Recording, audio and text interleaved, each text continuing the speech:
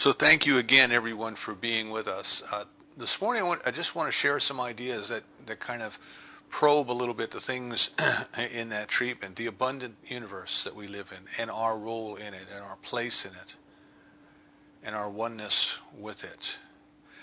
And it's, excuse me, it's a perfect time of the year for that. I mean, it's harvest time in most of our hemisphere, and it's traditional that this time of the year that we start to think about bounty and generosity and the abundance of nature. And of course that leads us then into the expression of gratitude or thanksgiving, which comes next month. But this is just an absolutely amazing time of the year. There's no other time of the year that I can think of that the abundance is closer to our thoughts. And there's a couple reasons for it. One is it's traditionally harvest time. You know, it's traditional that people are out in the fields and they're bringing in, they are sowing what they have reaped. They are bringing in all of the grain and the livestock and all of the things that have been flourishing and growing through the spring and through the summer. And they are beginning to prepare for the barren period ahead, the winter. So we have the stark contrast where we have all of this abundance, we have all of this, excuse me, stuff. And we know, excuse me, I have to get a little drink here.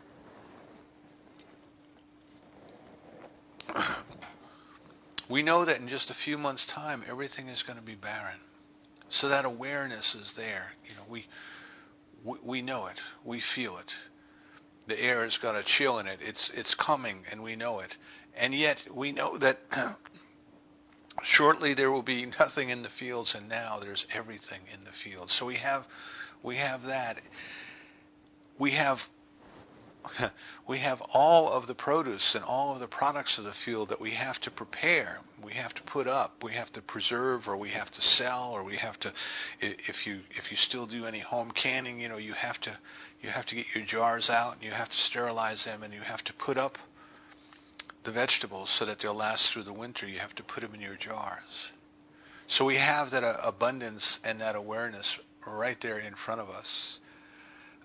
You know, and if you're not in a farming area, you can't escape the abundance. You can't escape that it is everywhere present. You know, even there when we lived in Wilmington, there was a big Methodist church up on College Avenue, and there was a traffic light right by it, which we would frequently get stopped at. The flow of traffic would frequently, from where we came, we would frequently get stopped there. And they had every year, and they probably have it now, for those who are still in Wilmington, the pumpkin patch. And out there in the pumpkin patch, I don't know how many hundreds of pumpkins they had spread out on the lawn of this church.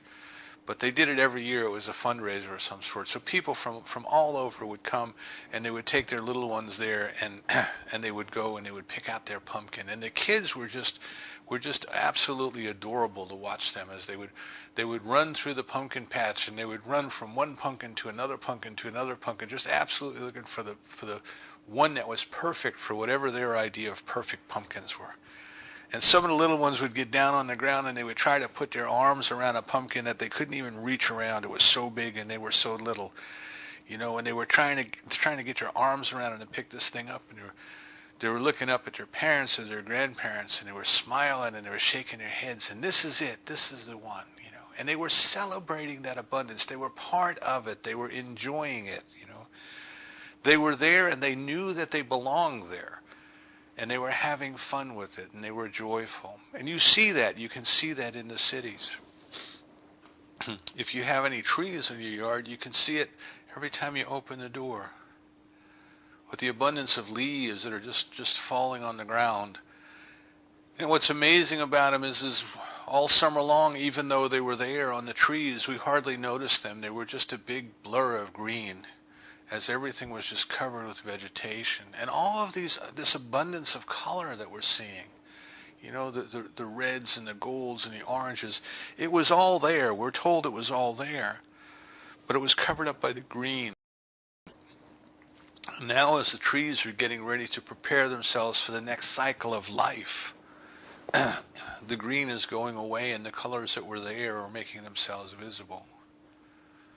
And of course, if you have any oak trees or nut trees, or trees that drop the gumballs, or any kind of any kind of seed pod that comes down from the trees, you're also blessed at this time of the year with them bouncing off the roof.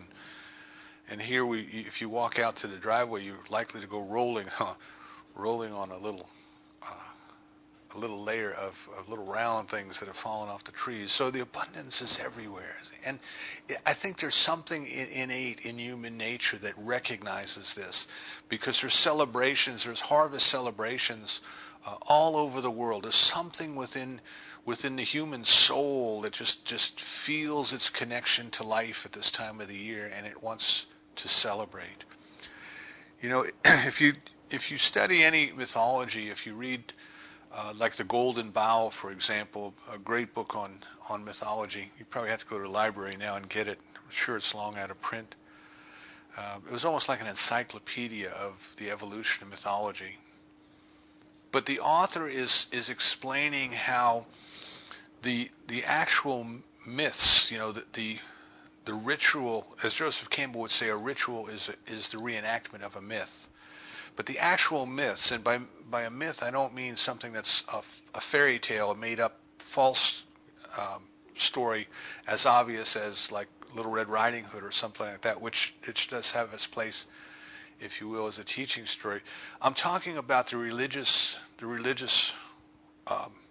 myths and rituals that people participate in.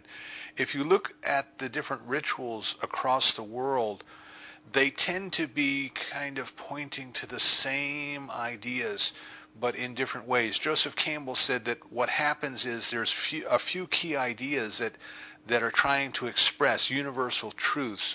Carl Jung might have called them the archetypes of the soul. There's some things that are common to all people that we recognize and we try to express, and we do it in similar ways, even though our way seems different to us.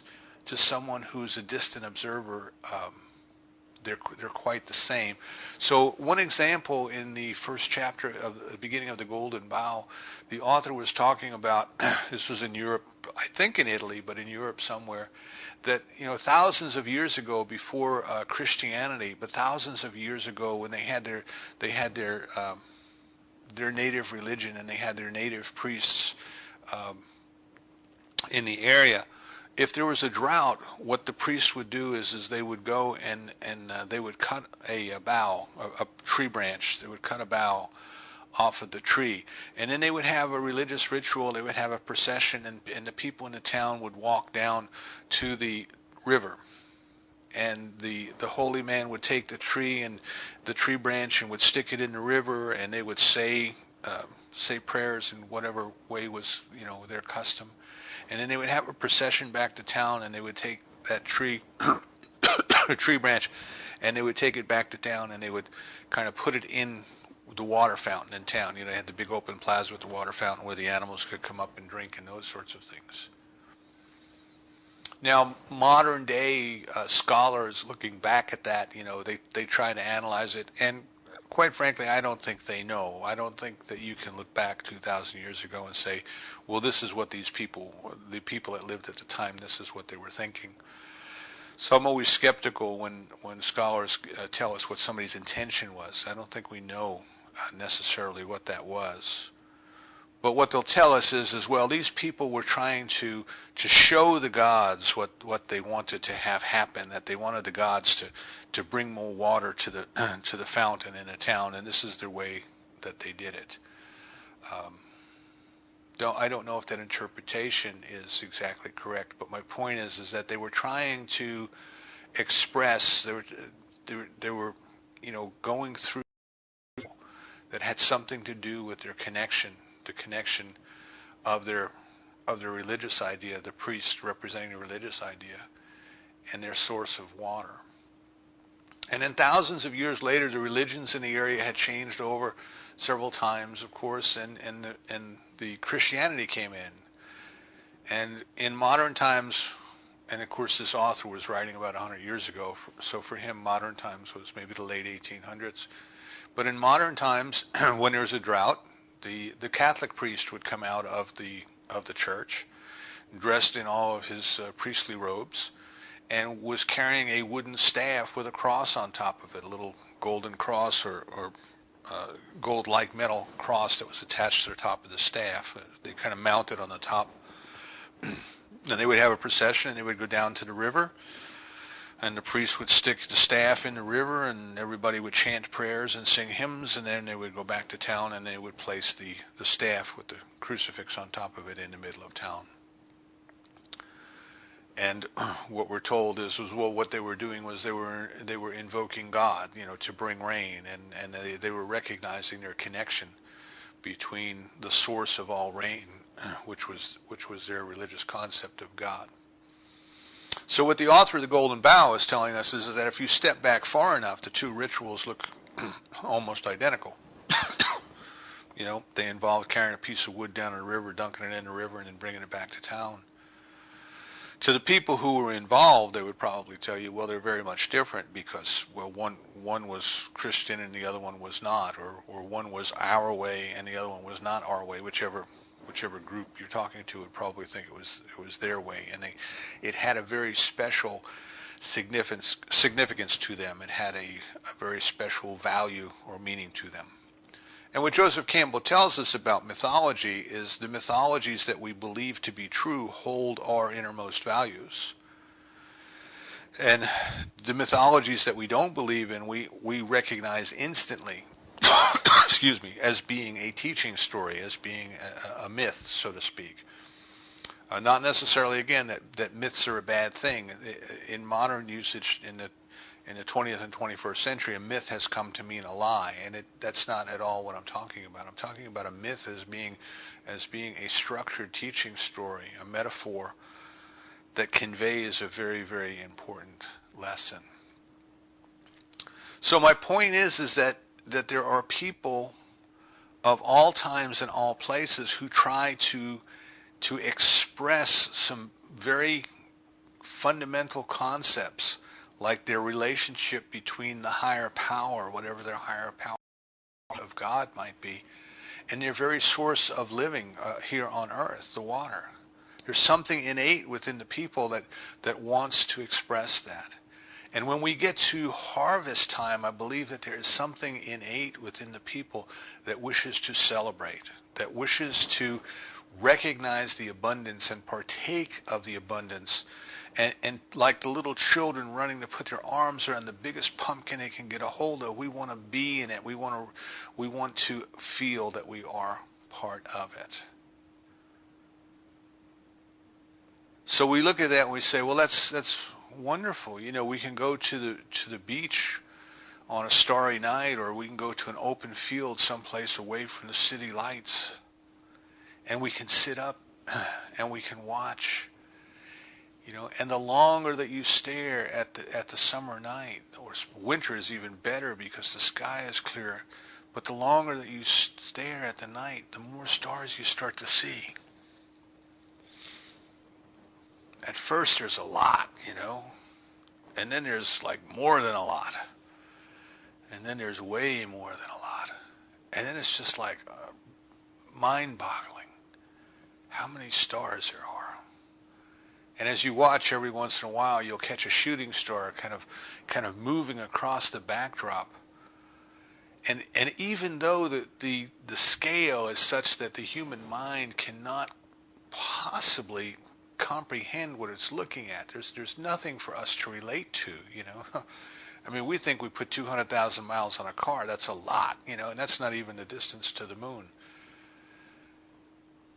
And if you look at the vastness of the universe, you can even see, as you're watching the shooting stars, it gives you some sense of perspective, that one is closer than the other, but it's still more abundant than you can get your mind around. If you're on the beach and you reach down and you pick up a handful of sand and then start to explore it closely, you wouldn't be able to count all the grains of sand in that handful. And Dr. Holmes tells us to consider this. In the very, very beginning of the Science of Mind textbook, he tells us there are more stars in the heavens or grains of sand in a handful of the beach than we human beings can count. And yet humankind finds itself week tired, and afraid. Why is that? And then he goes on to tell us that science of mind, that's the teaching, the science of mind, deals with this very question. And Jesus said it another way. We have a teaching story, a parable, where the disciples, the people who are following Jesus around, who are listening to his lessons, the students, if you will, were talking to him, and it's very much something that we would say today, each and every one of us. You know, studying these ideas about religion, about God, about heaven, and all of these things, and following Jesus from town to town was exciting. You know, that people were caught up in it.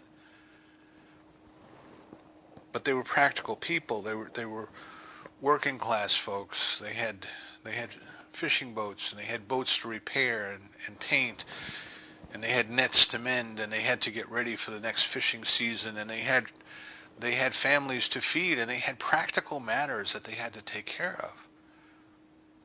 And they said to Jesus, well, you know, what about all these practical things that we have to do? You're telling us about all of these esoterical ideas, you know, these mystical ideas of our relationship with God and the Father, as Jesus called it. But what about what we have to do to make a living? And Jesus said to them, he said, look at nature. He said, consider the lilies of the field. Consider the birds of the air. They don't work, they don't toil, but they're provided for. They're provided for.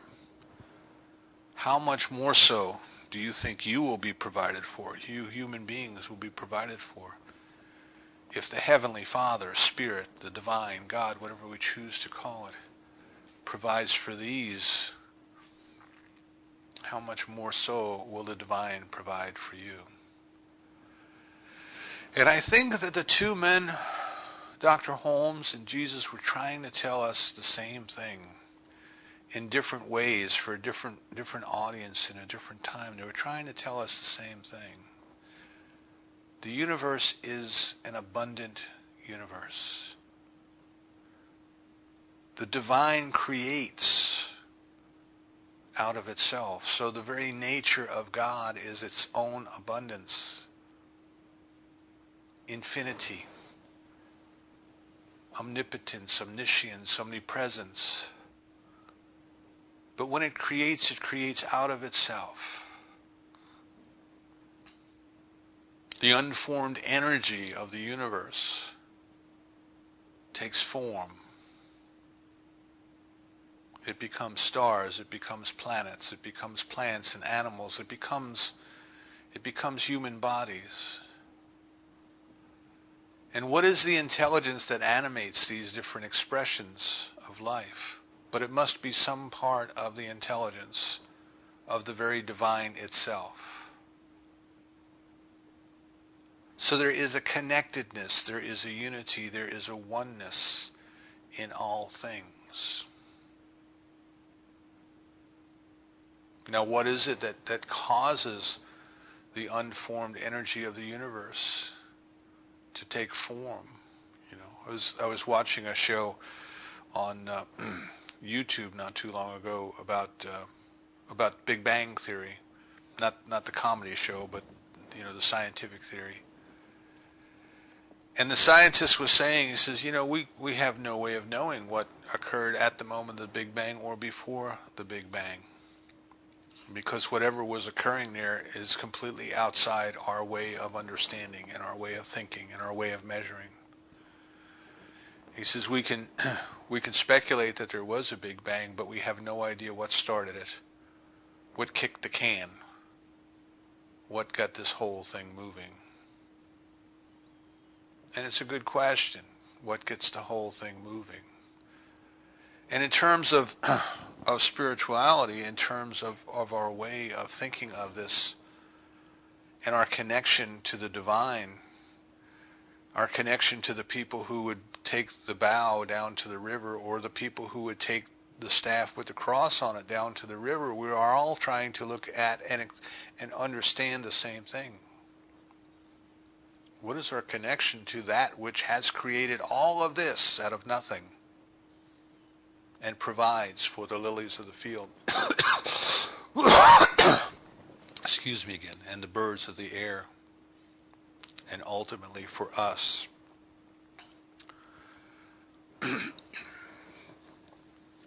Dr. Frederick Bales was an associate of Ernest Holmes.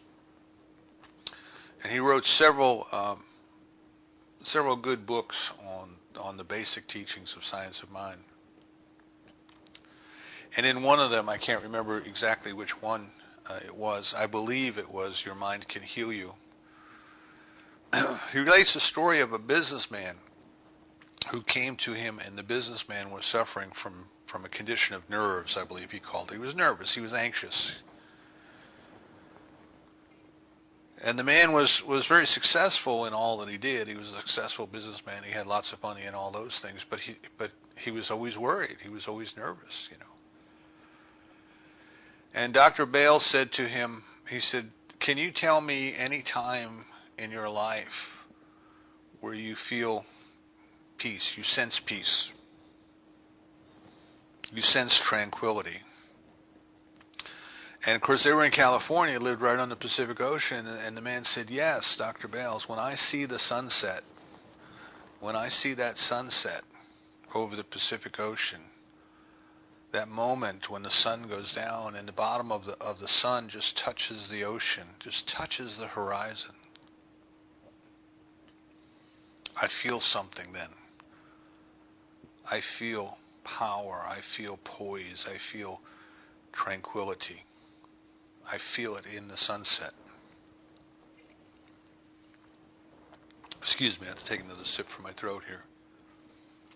And Dr. Bale said to him, he said, "So you know what peace and tranquility and poise and power, you know that they're there, but you feel that they are out there. They are out there at the horizon where the sun touches the water. And what you need to do is realize that they are within you.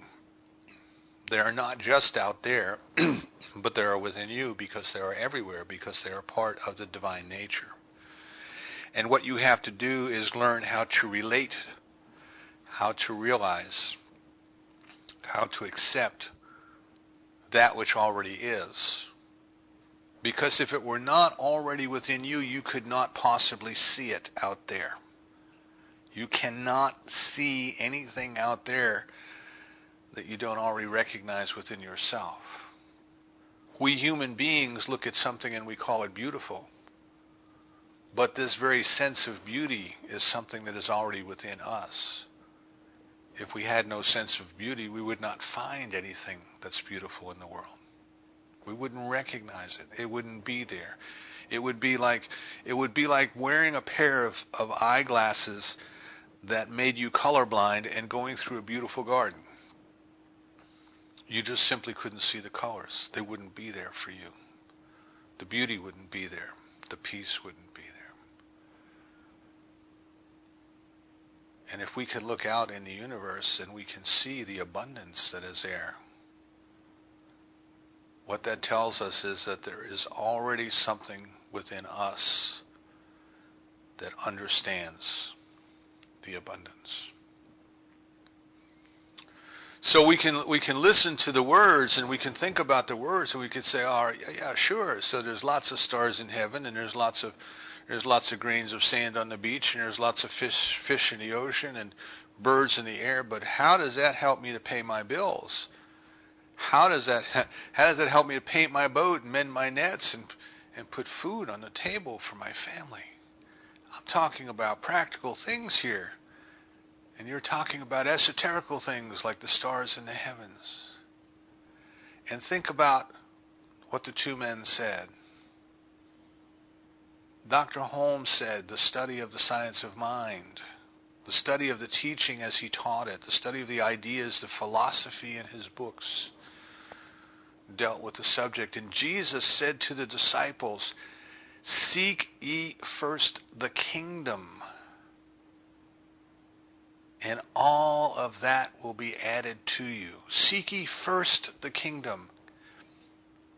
God knows that you need money to live. God knows that you need food to eat and water to drink. God knows all these things. Seek first the kingdom, and they will be added unto you. So what we're talking about then is the good exists, the abundance exists, it is all there, but we do not realize it. We do not feel that we are somehow connected to it. We feel separated from it. It is out there and we are over here. And what good does it do me to know that there's a lot of stars and a lot of sand? Because we do not feel connected yet. When we talk like that, we do not feel connected yet to the very source of that abundance. Putting it another way, Joel Goldsmith said, people talk about God as being complete peace and complete love. And God is everywhere present. Well, if God is everywhere present, then why is not complete love and complete peace evident? Everywhere present. Think of the hot spots in the world right now. Why is there not peace and love evident right there? If God is peace and God is love and God is everywhere present, then God must be right there, right in the midst of it. And Goldsmith gives us the answer. Goldsmith says, it's because God has not been realized there. You see, there's an active participation that we must engage in. It's not enough to say there's abundance in the universe. It's not enough to say there's peace in the universe. Dr. Holmes told us, he said, you can go around all day long telling sick people that there's no such thing as disease, but that doesn't help a bit. That doesn't change a thing. What has to happen is we have to realize it. We have to accept it. We have to let it act upon us. We have to feel one with it. We can feel so completely one with it that we can completely lose the idea of the self, the little s self, the ego. We can recognize that there is only the I am, the big self expressing through us. The mystical poet Rumi put it in terms of the ruby at sunrise. The two lovers awoke at sunrise, and one said to the other, "Who do you love more, me or yourself?" And one took a ruby out and held a ruby up to the sunrise, so that the sunlight completely obliterated the ruby but was yet shining through it. And he said, "You are the sun and I am the ruby. There is no me without you. All that you see of me is that of you which shines through me." And of course, Rumi was talking about our relationship with God.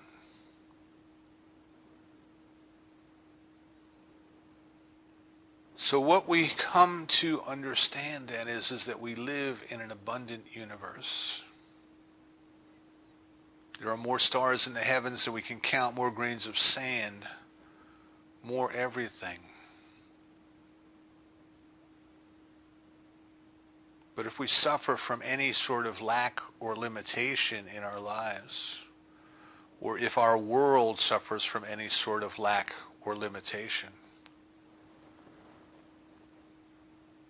the problem is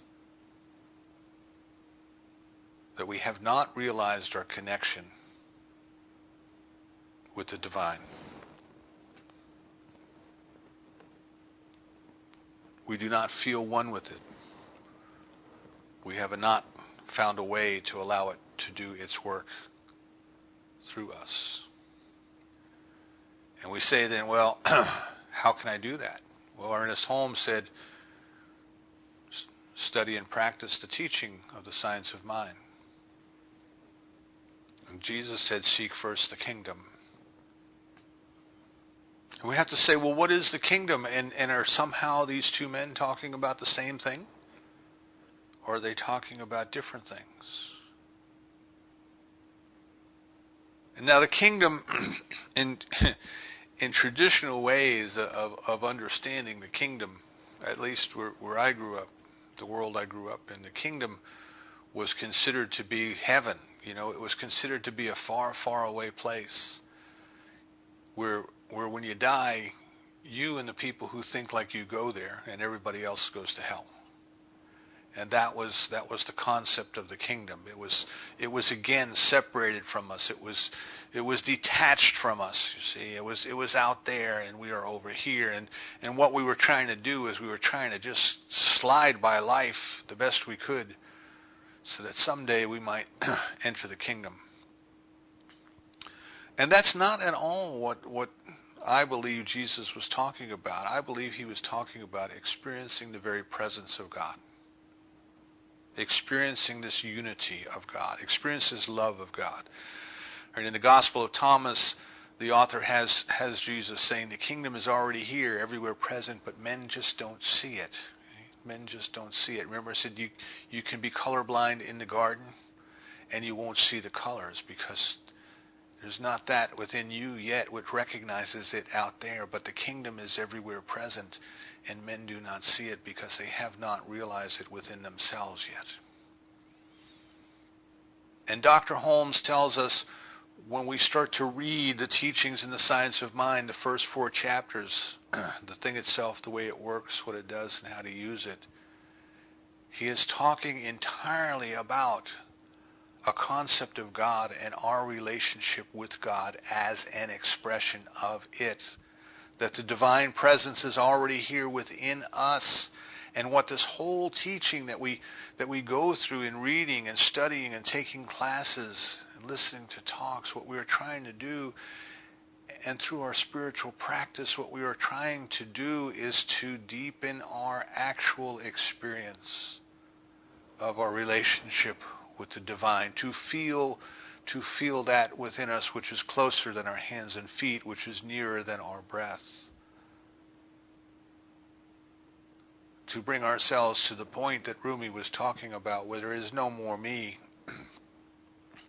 there is only thee,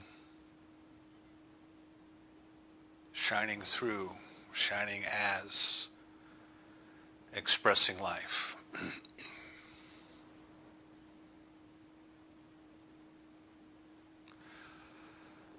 One other thing that happens here at harvest time that fits into these ideas that we're talking about is that we have to remember that at harvest time people are reaping what they have sown. Had there been no sowing, there would be no reaping. That they are participating in a cycle of life that will continue, because what they are doing is, as they are taking in the abundance of their fields, of their crops, of their animals, they are culling out the best. They are culling out the best. And in the olden times, there was 2 things that they did with the best. First, they would give 10% of that best to the temple, to recognize that God was the source, the substance, and the supply. And then they would take 10% and they would put it away for next year's seed crop. Because the soil is so abundant that for every bushel of corn that we plant, we get 10 back. For every bushel of rice, we would get 10 back. This is what the Old Testament refers to as the tenfold law of return. This is where the idea of tithing came from. Give 10% to God, take your 10% and give it to God and get 100% back was the idea that your blessings would be multiplied, shaken, running over. I will open up the windows of heaven and pour out a blessing to you, are the words of the scripture. But we want to look at this in terms of what are we sowing with our mind? What is the one thing that human beings can do that so far we don't know that any other species does? Now, it may be that they do it, but we just haven't learned to communicate well enough to figure it out. But the one thing that we can do, the one gift that we have, that as far as we know, no other species has, is self-reflection. We can become aware of what we are thinking, and we can consciously choose what to think. And we don't know of any other species on earth that can do that.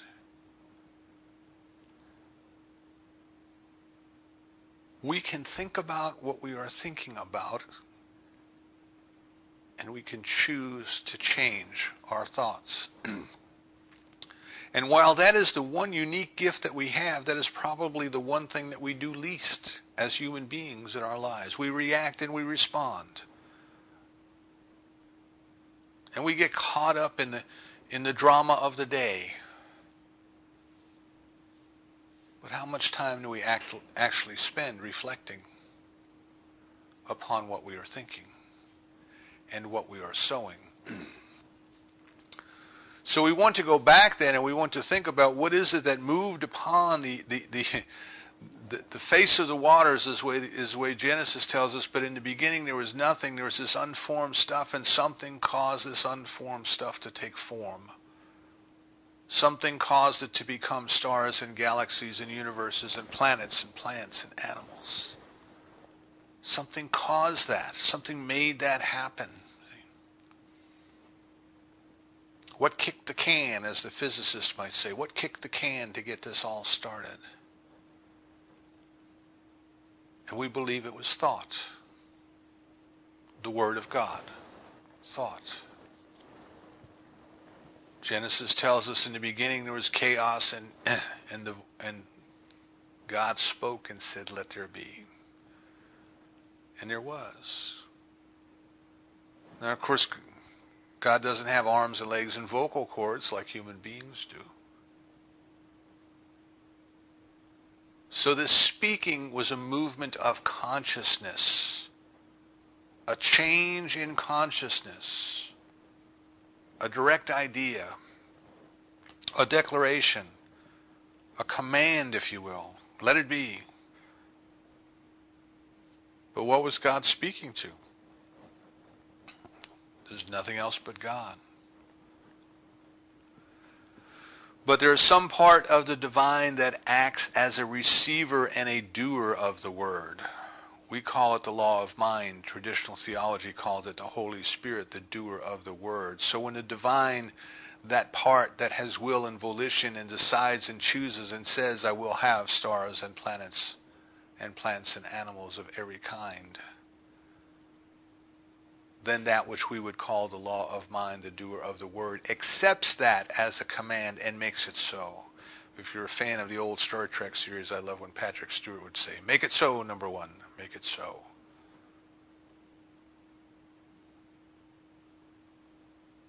So there is a process of creation that starts with a very definite idea. It starts with a thought. Dr. Bales also tells us that thought is the only form of energy that we know of that doesn't generate from a mechanical source. So we have thought, and something moves upon that thought. And the outpicturing of that thought, the outpicturing of the mental equivalent, as Emmett Fox might say, takes form. Dr. Holmes would tell us that the thought is the involution, and the unfoldment of that thought is the evolution. But there is a power in the universe that responds to thought and brings into creation in our lives and in everyone's life the perfect outpicturing of our thoughts.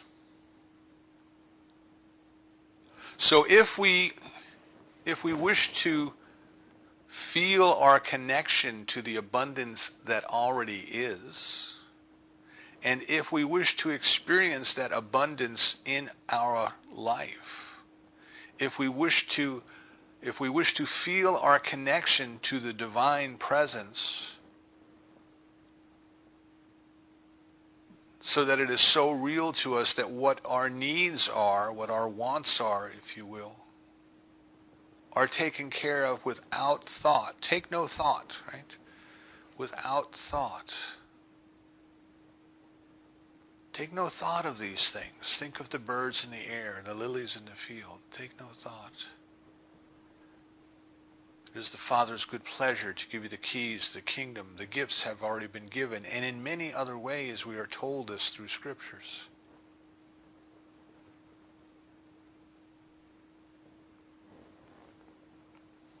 So we wish to come then through the study of Dr. Holmes' teachings, through the studies of all religious ideas, of New Testament, of Old Testament, of Buddhism, of all ideas, we can find a thread of truth that is trying to emerge in the specific symbolism of that culture, of that time.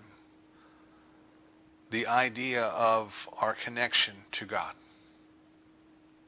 The idea that what we call God is the source, is the substance, is the supply, and is very abundance itself. And then our sowing, if we expect to reap, our sowing must become a sowing of thoughts, a sowing of consciousness. If we are experiencing lack or limitation in any way, it's because we have a consciousness of lack and limitation. And Emmett Fox tells us that the only thing that he knew of that changes consciousness is prayer. And of course we teach a very specific form of prayer that we call treatment, which is not for the purpose of getting God out there to do something down here.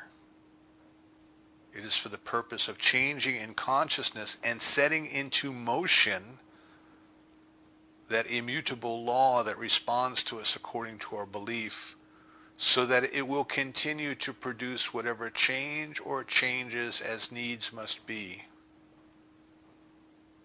within our consciousness, within all consciousness, for the demonstration of that which we have provided the mental equivalent of.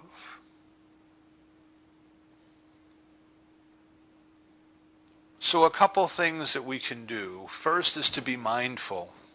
Just to be mindful of the abundance, that when we go out the door and we look at the leaves on the ground and the acorns and the hickory nuts and all of the different things that have been deposited in the yard, stop for a moment and bless them. See, blessing is recognizing the activity of God. Bless them. We live in an abundant universe. When you catch a glimpse of the stars at night, bless them. Recognize that they are the very activity of God. That's what I mean by blessing. If you live along a flyway and you'll see the sky darkening with migrating birds, or the waters in the salt marsh just completely covered with wildlife, bless them. Because you are part of that. You are one with it. You are an expression of it. Make yourself aware. Use your God-given ability to become aware of what you are aware of. To make yourself aware of the abundance that is. And recognize that it includes you. It includes you. That the love of God has made you out of itself to express its life, and it did not abandon you, and it could not abandon you, and it would not abandon you, because to do so would be to abandon itself. And when you do your spiritual practice, what you want to do, or what you want to consider doing, is to treat very specifically, to accept the abundance that is,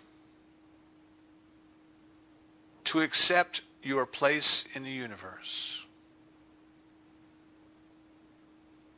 to realize and to experience your connection with the divine, your relationship to God.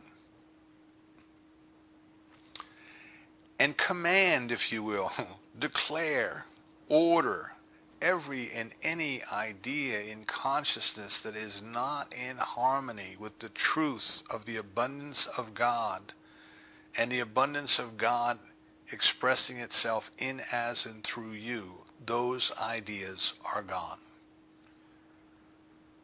And let the power that responds to our word according to our belief, let the power of prayer go to work on our behalf, on your behalf, pushing those old ideas out of the way so the new ones can come through. The abundance of colors in the leaves is there all year long, but we can't see them because the green is in the way. The abundance of God is present right where we are in our consciousness, but we can't see it because the ideas of lack and limitation are in the way.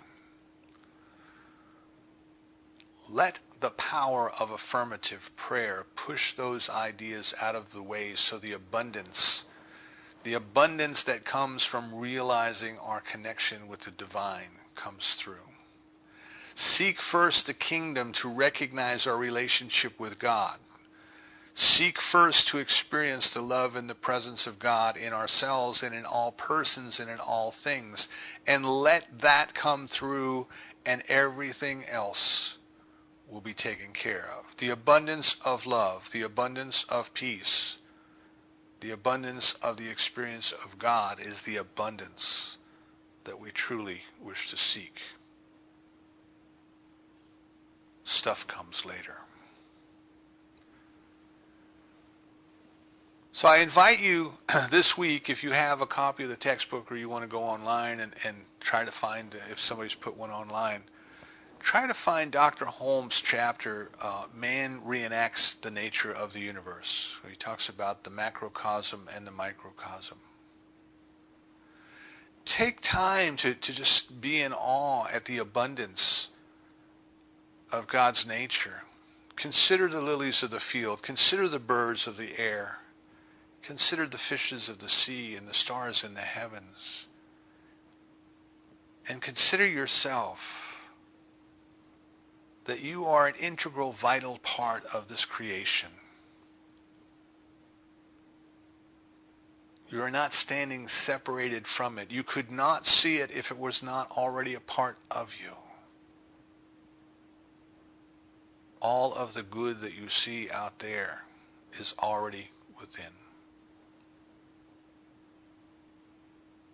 Please take time to learn how to become an observer of your own thoughts. Practice meditation so you can learn to detach from your thoughts and observe and watch them and say, oh, isn't that an interesting one? Is that a thought of love or a thought of hate? Or is that a thought of peace or a thought of war? Is that a thought of lack or is that a thought of abundance? And just observe. And use the power of prayer, the power of treatment, to change your consciousness. So that old limiting ideas leave. And the new to you, unlimited ideas emerge.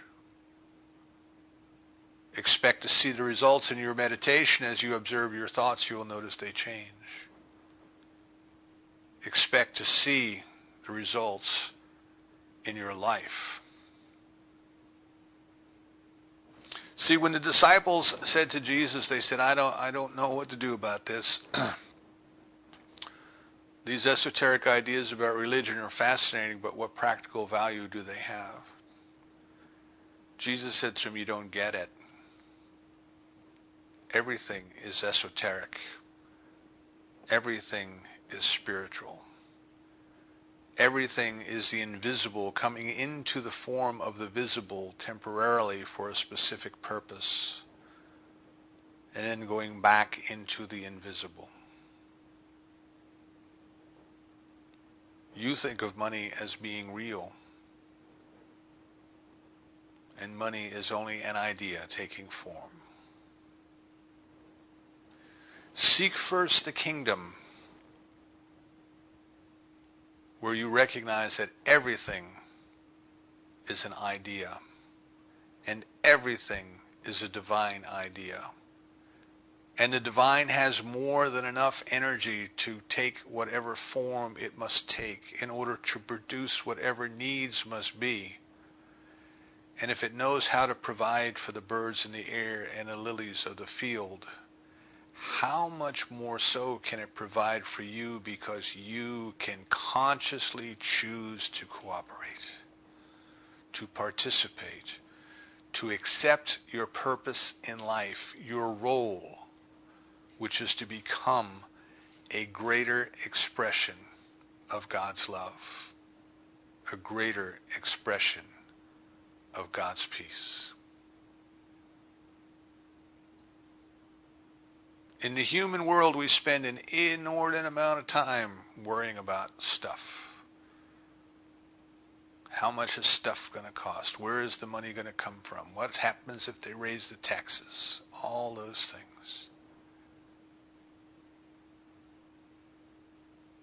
And in the spiritual world, we are told, recognize your relationship with God.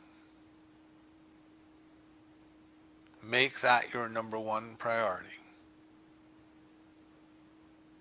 And everything else will be added unto you. We live in an abundant universe, but that abundant universe lives in us. We could not see the abundance out there if it were not already in here. What we wish to do is to realize it, to connect with it, to give it a place of expression known as us. An abundance of love, an abundance of peace, an abundance of service, an abundance of joy.